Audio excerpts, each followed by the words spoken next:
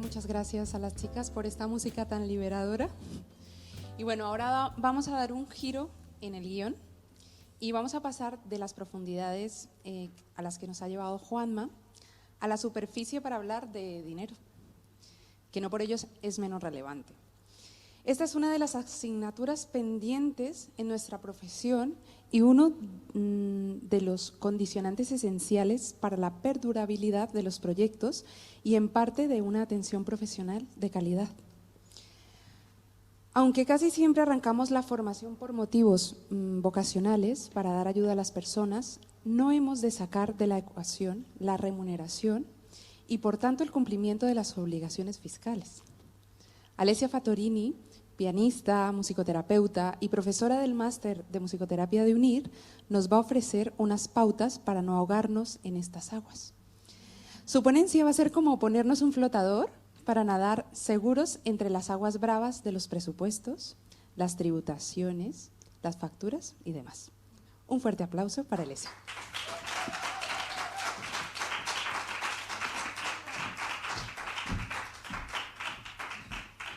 Muchas gracias, Paola. Muchas gracias a todos y gracias por esta acogida.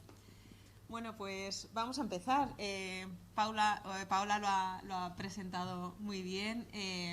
Os voy a hablar de esas obligaciones legales, fiscales, laborales, que a veces dan vértigo mirarlas, simplemente mirarlas, pero que son tan necesarias dentro de nuestro día a día. Vale, me acerco más, que me dicen que no me oigo. Terminé el máster, voy con toda mi mochila cargada, con todos mis proyectos e ilusiones, pero ¿cómo empiezo? Las cuentas claras, yo creo que le falta una interrogación. Teníamos preparado un vídeo, pero por cuestiones tecnológicas no vamos a poder, así que me toca hacer de los dos actores. Probablemente todos ya habéis visto esta escena, ¿no?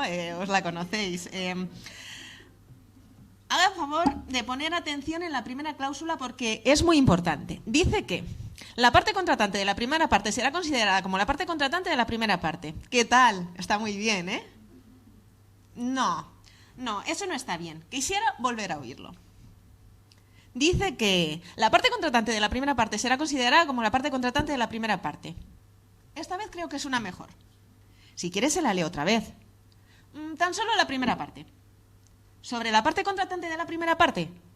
Oiga, ¿por qué hemos de pelearnos por una tontería como esta? La cortamos. Sí, demasiado largo. ¿Qué nos queda ahora? Bueno, probablemente estaremos un poco abrumados, es decir, Alessia, por favor, ¿puedes leer un poquito más despacio? Porque es que muchas partes, muchos contratos y muchas cosas, ¿no? El objetivo de la charla es ese, el objetivo es desmenuzar, daros unas pautas muy sencillas para quitar ese vértigo y ayudaros a lanzar vuestros proyectos de musicoterapia y podáis encauzar vuestro desarrollo profesional.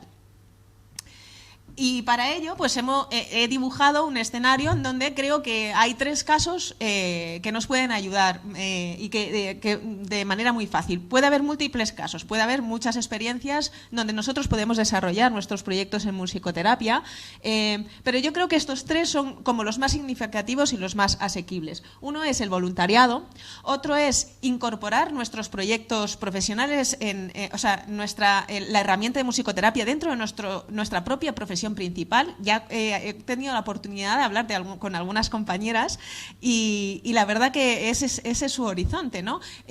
Yo soy una maestra de escuela y decido incorporar la musicoterapia como herramienta dentro de mi propio trabajo.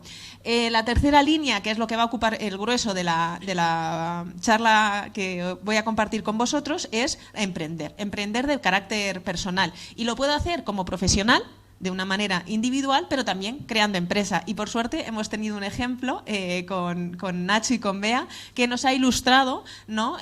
Cuáles son las bondades y las dificultades también de desarrollar un proyecto empresarial, ¿no? Pero ¿por dónde empiezo? Sin duda, de verdad, el primer consejo que os voy a dar, y creo que más importante, que es cuando estamos ante una situación que tenemos que valorar todas estas cuestiones legales, laborales y fiscales, que tengáis una gestoría. tener una gestoría cerca nos va a garantizar que no vamos a meter la pata y que vamos a poder dar cada paso de una manera tranquila, porque si no es poco lo que nos exigen los musicoterapeutas, fórmate con un máster, fórmate musicalmente, haces self-experience, haz tu supervisión, si encima nos dedicamos a las cuentas, ¿no? Pues digamos que somos el ejemplo de profesión multitasking, ¿no? Para hacerlo. Y creo que estaríamos más tranquilos si nos dejamos guiar de profesionales que llevan mucho más tiempo en ello. Para mí esa es la primera premisa básica. Que entendamos que a la hora de crear nuestro plan estratégico de desarrollo profesional incorporemos los gastos económicos en gestoría como una variable importante para mi desarrollo profesional. Y mientras tanto podemos ver distintos casos. A la vez que estamos valorando a ver qué gestoría contratamos para poner en marcha ese proyecto de intervención que acabo de diseñar en mi TFM, vamos a ir viendo distintas cuestiones, distintos casos prácticos que nos van a ayudar a ponernos en marcha desde el punto de vista de la experiencia. Y uno de ellos es hacerse voluntario. Hacerse voluntario, ya sabéis que tiene una clave básica, que es dar mis servicios sin una contraprestación económica. Pero que no haya una contraprestación económica no significa que no tenga que ajustarse a una regulación, porque el voluntariado se regula por una ley, al menos en España, y en esa ley la primera premisa es que tiene que haber un contrato entre las dos partes firmantes, entre la parte contratante y la parte que contrata, el contratador. Entonces, en ese acuerdo se reconocen los derechos y los deberes tanto del voluntario como la persona que contrata, ¿no? Se acuerda que no hay una prestación económica, sí que puede haber un pago de dietas, depende del programa de intervención y del programa de voluntariado que se haya desarrollado, y sí que a cambio puedo recibir una formación específica para participar en ese voluntariado, y además se pueden certificar horas de prácticas, que puede venir muy bien, por ejemplo, si mi objetivo principal es acreditarme profesionalmente como musicoterapeuta, pues mira, tengo una experiencia que está regulada y que me puede certificar unas horas de práctica que hace un sumatorio en las necesidades que me exigen para acreditarme profesionalmente.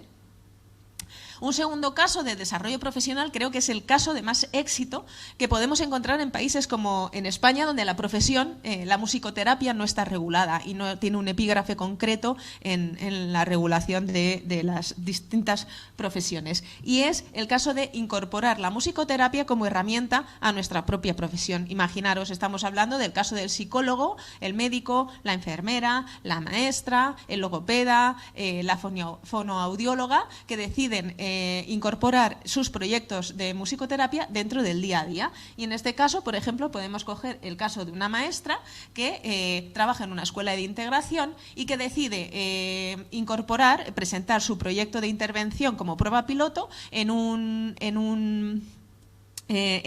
para desarrollar en el tercer trimestre y sustituir sus unidades didácticas por un taller de musicoterapia. Se acepta por parte del equipo de la escuela y deciden incorporar este proyecto. Como esta maestra ya está contratada, es una persona laboral dependiente, no me voy a ocupar ahora de las cuestiones legales, laborales y fiscales, porque lo que está haciendo esta señora es incorporar el trabajo, el proyecto dentro de su trabajo, y no tiene que hacer más. Otra cosa es que este proyecto tuviera éxito y decidiera desarrollarlo en cursos posteriores ya como un programa de extensión educativa, como horas extraescolares, y la empresa le pidiera facturar por ese trabajo. Es decir, imaginaros que el objetivo que tengo con mi proyecto de intervención, una vez que he visto en este proyecto piloto que funciona, es pues desarrollarlo profesionalmente y recibir una remuneración económica por esto. Y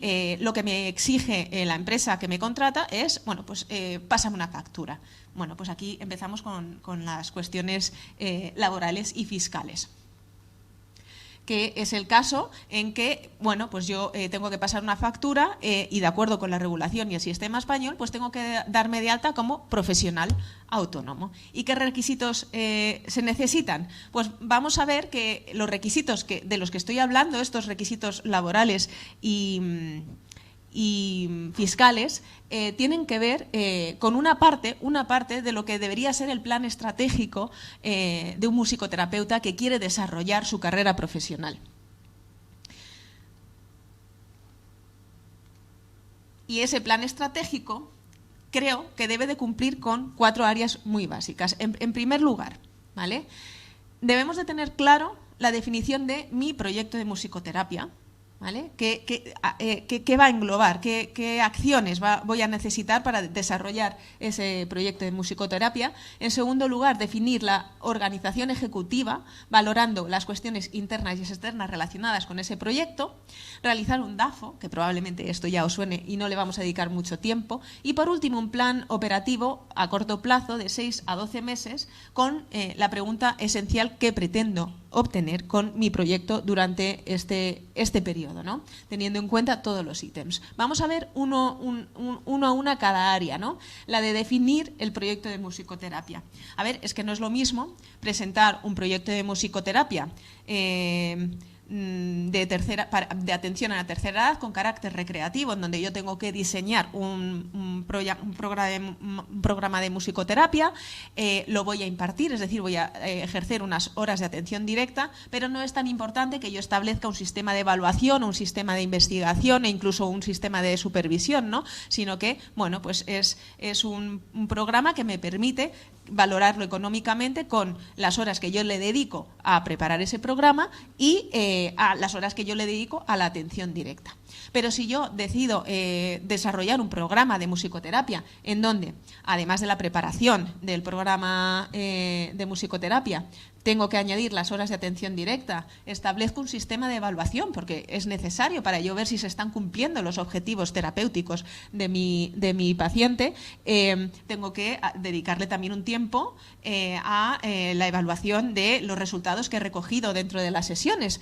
Y una de las patas importantes que quiero que también consideremos es el hecho de la supervisión y sobre todo al principio, ¿no? de desarrollarme profesionalmente, porque bueno, eso puede ayudar a mejorar la calidad de atención del trabajo que estoy haciendo. Entonces, como mínimo, para aprender a valorar mi proyecto, que es muy importante para que éste tenga éxito, tengo que tener en cuenta en la definición de mi proyecto de musicoterapia estas cuestiones que luego veremos tiene todo una proyección económica, y es que me toca hablar de eso. El segundo punto es definir la organización ejecutiva, es decir, valorar todas las cuestiones externas e internas relacionadas con el mismo. Cuando hablo de cuestiones internas, ¿a qué me refiero? Bueno, pues para poner en marcha un proyecto de musicoterapia no solo tengo que diseñar dicho proyecto y tengo que saber cuántas horas voy a emplear haciendo ese trabajo de diseño, impartición de atención directa, evaluación, investigación. No. Tengo que tener en cuenta otras muchas cuestiones que ya Bea y Nacho comentaron, ¿no? Es importante saber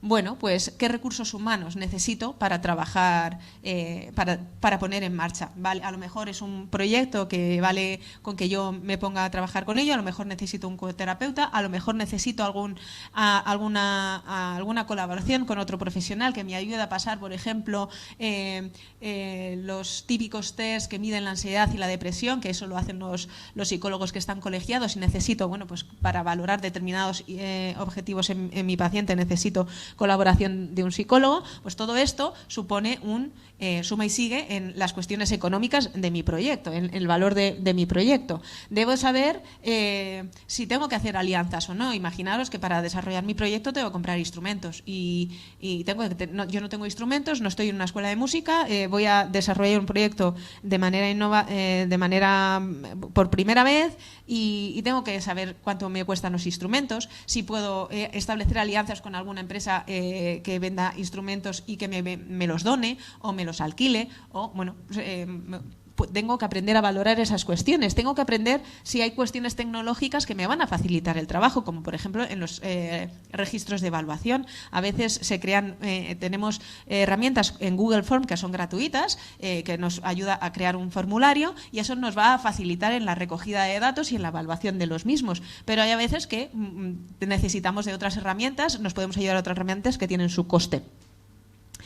Las finanzas relaciona cómo se va a financiar ese trabajo. Ese trabajo se va a financiar solamente de los honorarios que voy a recibir por la parte que me contrata, o he encontrado algún tipo de subvención que puede ayudar a financiar mi proyecto, o algún tipo otro de colaboración. Es decir, a la hora de diseñar un proyecto de musicoterapia y aprender a valorar el mismo, pues vamos sumando cuestiones que creo que son importantes tenerlas en cuenta para mejorar y realmente ver si tenemos éxito a la hora del desarrollo, porque a lo mejor en el corto plazo, con cuestiones básicas puedo tener éxito, pero a largo plazo es importante tener todas estas cuestiones bien claras. Cuestiones de marketing hacen referencia, pues, cuestiones de publicidad, cuestiones de comunicación, que no me voy a reiterar, y por último esas cuestiones administrativas, que como cuestiones administrativas me refiero a esas obligaciones legales, fiscales y laborales, ¿vale?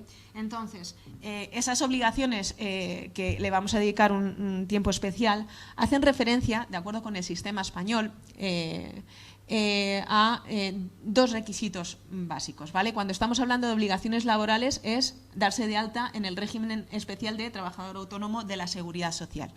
Pero, Alesia, a ver, es que, mira, me ha salido un proyecto de 1 hora a la semana, una sustitución, y me han dicho que tengo que pasar una factura, y, jolín, es que darse de alta en la Seguridad Social para hacer 1 hora, no sé si me va a compensar, si va a ser rentable económicamente. Bueno, cada uno tiene que aprender a valorar los motivos por los cuales se pone a trabajar, y a lo mejor, pues, a una persona le puede compensar pagar por trabajar, porque tiene una proyección que ahora no alcanza a entenderla, pero a lo mejor puede ser interesante, o no. A lo mejor no me interesa desarrollar ese trabajo de 1 hora a la semana, porque, como ahora veremos, existen unas obligaciones mínimas que tengo que atender desde el punto de vista económico, que me va a hacer pagar por tener que ir a trabajar, ¿no?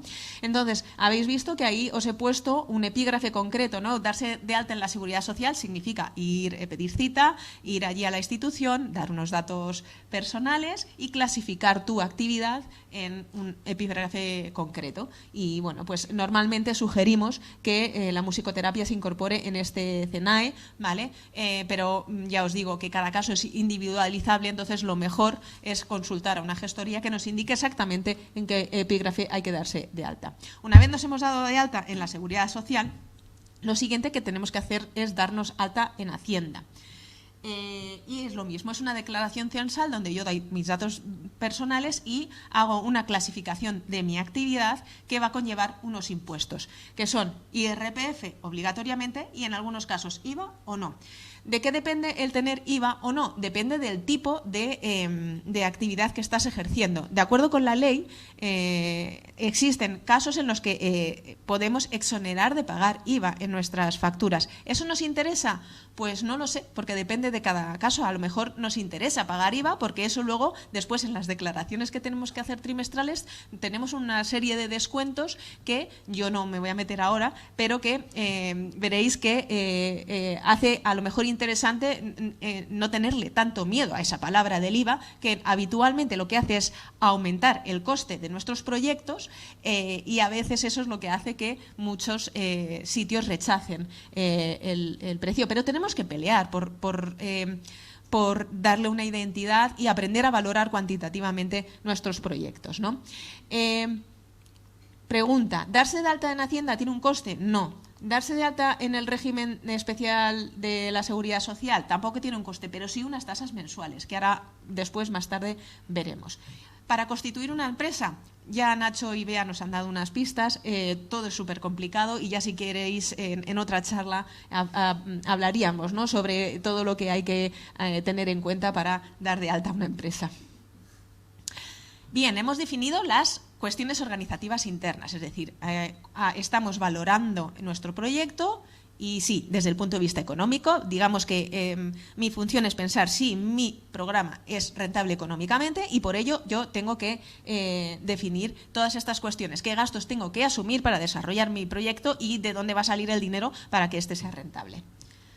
Ahora, definir el entorno. ¿Qué significa eso? Bueno, pues ahí tenéis muchas bolitas. Y, por ejemplo, cuando dice clientes, cultura y sociedad y dice demografía, estamos hablando a ver si estamos acertando, si realmente estamos dirigiendo nuestro proyecto al sitio adecuado. Tenemos que aprender a valorar si la situación geográfica donde nos encontramos realmente es favorecedora. Esto es cuando plantamos un arbolito en la tierra y bueno, pues tenemos que saber si la tierra es lo suficientemente rica como para favorecer el crecimiento del árbol. Pues esto es lo mismo. Tenemos que saber si nuestros clientes están acostumbrados a comprar servicios para mejorar su calidad y su bienestar.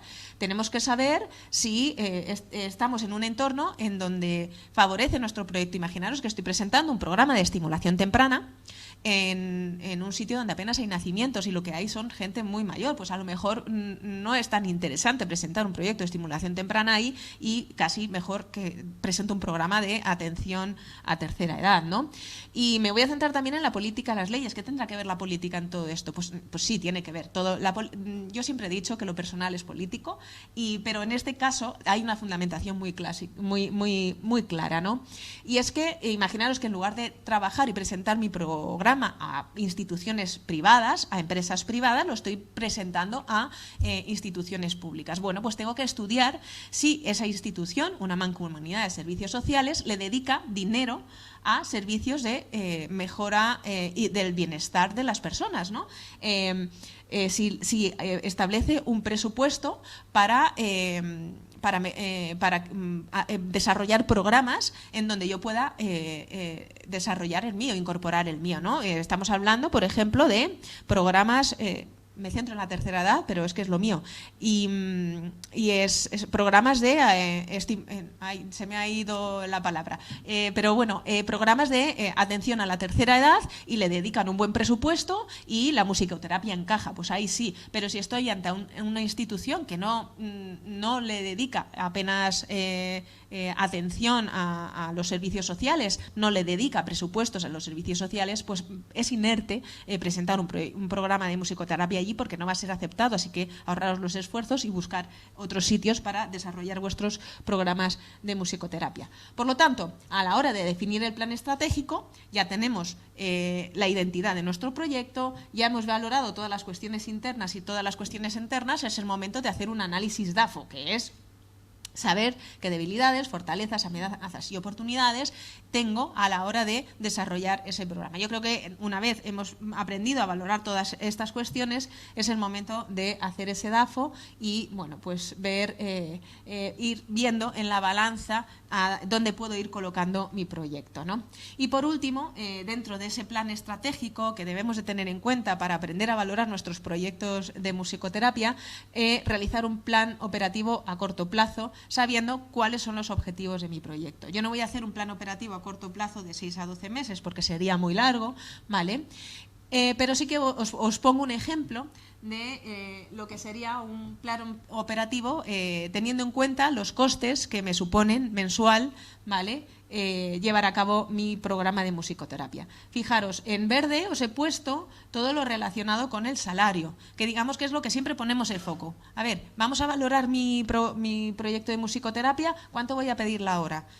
¿Vale? Y habitualmente nos quedamos con, bueno, pues eso, los honorarios, lo que me voy a recibir. ¿Pero eso es todo lo que hay que tener en cuenta? No, ni mucho menos. Hemos hablado antes que sí existían un conjunto de cuestiones que van a ayudarme a poder implantar mi programa de musicoterapia, pero entre ellas hay unas cosas que son obligatorias y una de ellas es esa tarifa de la Seguridad Social. ¿Os acordáis, no? Que si yo quiero emprender mi trabajo y emprender mi proyecto, pasar una factura y recibir recibir un dinero por ello, yo tengo que seguir las pautas, y una de ellas era darse alta en la Seguridad Social. Y eso supone pagar una tasa al mes. Una tasa al mes que, si tenemos suerte y es la primera vez que nos damos de alta, tiene unos costes aproximadamente en España de 80 euros aproximadamente actualmente al mes. ¿Vale? Entonces partimos que poner en marcha mi proyecto de musicoterapia supone ya empezar a pagar 80 euros al mes, y después de los 12 meses de implantación esas tarifas irán subiendo en función de los ingresos, siendo la tarifa normal y la más bajita la de 230 euros al mes. Entonces, fijaros si tengo que estar pensando en desarrollar mi proyecto de musicoterapia como profesional autónomo, las cosas que tengo que tener en cuenta para valorar mi proyecto. Otra de las obligaciones que yo creo que es importante y que hay que atender es pagarse el seguro de responsabilidad civil, que veis que en esta planificación de un mes, bueno, pues he calculado que al año me costaría el seguro 120 euros y, bueno, pues incorporaría 10 euros. Luego, me he creído lo que decía Alesia, confío plenamente en lo que me está diciendo, incorporo los gastos de gestoría, que calculo que son 90 euros al mes, más o menos, y incorporo ese gasto para valorar cuantitativamente mi proyecto. Y además voy a poner una bolsa de contingencia, no sé, por cualquier imprevisto que me pueda surgir para atender cualquier imprevisto que pueda surgir. No sé, se me para el coche, tengo que llamar a una grúa, igual 50 euros es poquito, pero bueno, es el ejemplo que me viene ahora en la cabeza. Y no estoy teniendo en cuenta otros costes, ¿vale? Como si fueran alquileres de salas, suministros, es decir, la compra de instrumentos, gastos en publicidad y propaganda y demás. Con todo ello, si veis, los costes de poner en marcha, sin tener en cuenta mi salario, el programa de musicoterapia, con los ítems que hemos acordado, que son los básicos. Por cierto, también he puesto lo de la supervisión al mes, que creo que es importante. Me sale que parto de que trabajar me cuesta 310 euros, ¿vale? Y claro, imaginaros el supuesto que os he puesto de que, bueno, me ha salido una sustitución de 1 hora a la semana. Y bueno, en el mejor de los casos me van a pagar a 60 euros, que no sé si es vuestra realidad, pero la mía no es. A mí me pagan como mucho 30 euros la hora, pero bueno, imaginemos que estamos en esos supuestos en donde me pagan a 60 euros. Aún así, y con todo, pues no llego. O sea, me sale que tengo un saldo negativo, es decir, estoy pagando por ir a hacer esa sustitución. Todavía me puede interesar, porque tengo en mente otras cosas y sé que con el tiempo voy a ir cogiendo fuelle y voy a incorporar. ¿Y cómo puedo ir cogiendo ese fuelle teniendo en cuenta que mi programa, mi profesión es la de dar un servicio? Pues muy fácil, aumentando el número de horas. Si yo, en lugar de hacer 1 hora a la semana, lo que acuerdo con esa empresa es hacer 4 horas a la semana, veis que ya el salario, a 60 euros la hora, el salario ya va aumentando. Y estamos en unas cantidades en donde pago de sobra los costes y las obligaciones económicas que tengo que asumir, y además ya voy sacando un dinero, que son 30 euros. ¿Cómo podía proyectar esto? Simplemente dedicándome a la atención directa, porque a lo mejor puedo incorporar otros servicios, puedo dar conciertos terapéuticos, puedo incorporar la investigación, puedo incorporar otros servicios en este programa. Pero si solo me dedico a la atención directa, pues imaginaros, en lugar de hacer 4 horas en un centro, lo que hago es 4 horas en diversos centros. Y si tengo un centro cada día de la semana, son 20 horas a la semana, que multiplicado por 4 me da un montón de horas y ya me da un salario bastante digno para dedicarme a la musicoterapia, un salario que me permite vivir tranquilamente y a lo mejor empezar a incorporar algunas cuestiones en lo que es la mejora de la calidad del servicio que estoy dando, que puede ser más supervisión, que puede ser self-experience, que puede ser otras cuestiones relacionadas con la formación continua, que me ayudan a mejorar la calidad de mis servicios, me ayuda a crecer como profesional, me ayuda a sumar puntos para seguir el camino, ¿no?, que me marca, por ejemplo, asociaciones como la Asociación Española de Musicoterapeutas Profesionales, que me indica que para acreditarme profesionalmente necesito muchas horas de self-experience y de formación continua y congresos y demás, en una situación en donde quizás a lo mejor no es la más adecuada, ¿no?, pero también deciros que con planes bien hechos, como el que os estoy ofreciendo, pues realmente se ven brotes verdes, se ve, yo creo, lo veo con optimismo, y creo que sí se puede. Así que pues eso os digo, que muchísimas gracias. Esto era todo lo que quería compartir con vosotras y con vosotros. Espero que no haya llegado al nivel de los hermanos Marx. Y nada, que muchísimas gracias y hasta la próxima.